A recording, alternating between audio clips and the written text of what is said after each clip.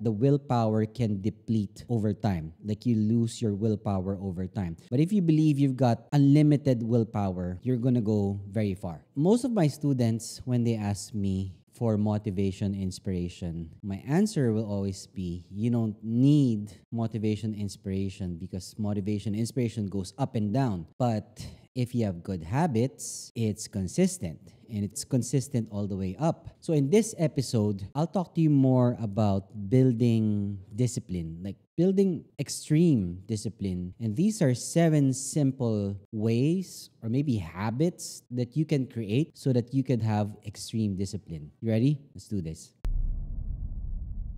If you have a goal, the most important step that you need to take is to make a plan to achieve your goal. Like what we always say, you can achieve a goal without a target that does not exist. You must have a clear vision of what you really want to accomplish. If you say you want to lose 30 pounds, you have to be specific about the weight. Like you don't want to say, I want to lose weight. Like, okay, 1 pound is losing weight and it should be time bound as well. Like I want to lose 30 pounds in 6 months. That's something specific. If you don't know where you're actually going or where you're actually headed, which is your goal, you're going to get lost because in the middle of you trying to achieve your goal, you're gonna get lost and say, why am I here? What am I doing here? Like you're gonna have amnesia on what your goals actually are. So make a clear plan that outlines each of your steps that you must take to reach your goals. For example, in 6 months, you want to lose 30 pounds. Every month, how much do you want to lose? Where it be like 5 pounds per month, perhaps, or maybe,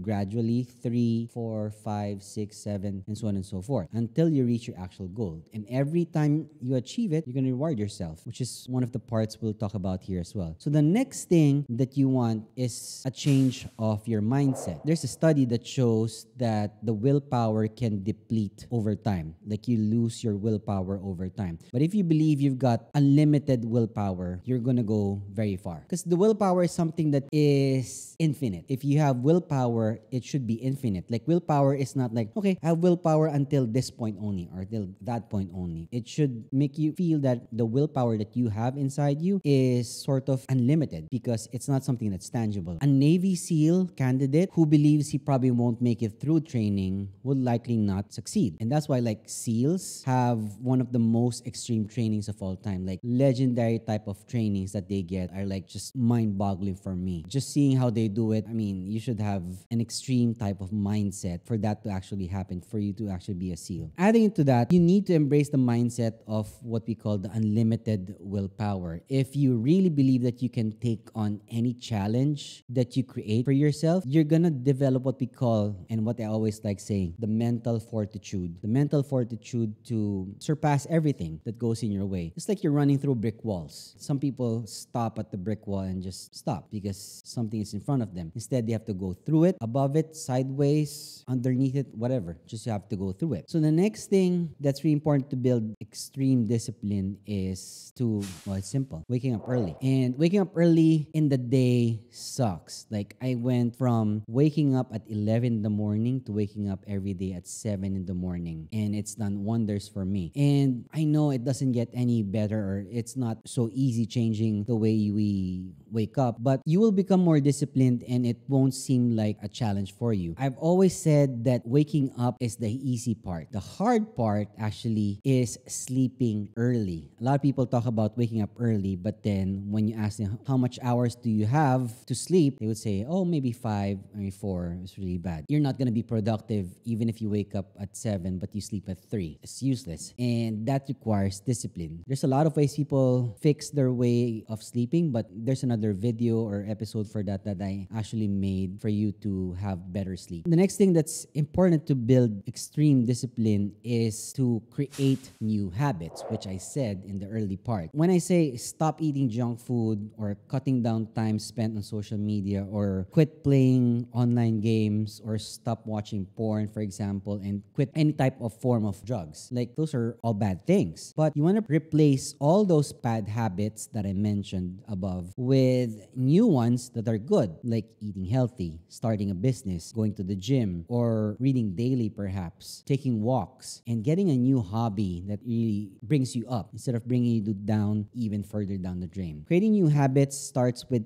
distinguishing your bad habits and turning them around to become good habits instead. The next thing in building discipline is that you just need to start, and start with something easy. Don't give yourself the burden of, copying someone that you see doing 100 push-ups and you can't even do one push-up in a day. Start with 1, then 2, 5, 10. Next thing you know, you're an expert already. Every expert always started as a beginner. A lot of people struggle with procrastination. And what do you do with it? All you have to do is just start. Start somewhere. You start, you suck at it, that's fine. Tell yourself you'll just start for 5 minutes. You walk for 5 minutes every day for the next month. Next thing you know, you're walking for 10, 20, 30 minutes and so on and so forth. Whether it's just walking or running or reading something. Like I started with one book and I started reading one page because it was a daily read of something related to the Bible. I started with just one page and then I took another book, became 2 pages and then 3, 4. Next thing you know, I'm reading 120 pages in the morning every day and I haven't missed that yet. It starts with one. Everything starts with one. Just to add on to that, when you start with one good habit, that's how bad habits start as well. You start with 1 cigarette, it becomes 2, becomes 3, and so on and so forth. And once you start, your brain will want to continue as if it's feeling like it's just accomplished something by just doing something, like starting. You know, a feeling when you first work out and you look at yourself in the mirror and you feel like, you've accomplished a lot, but you don't see it yet. In 6 months' time, you're going to see a lot of difference. Like maybe even just 2 weeks, or even a month. We all have levels on how we have achievements. So don't compare yourself to anyone else but yourself. So the next thing is to have a contingency plan, and make a contingency plan so that when things go wrong for you, you still have a path going forward. I mean, there's roadblocks that are stopping you. Yeah, that's fine. But then you still have a path going forward over around it. So most people tend to quit after just the first few obstacles because they don't know what to do next. They get a hurdle and say,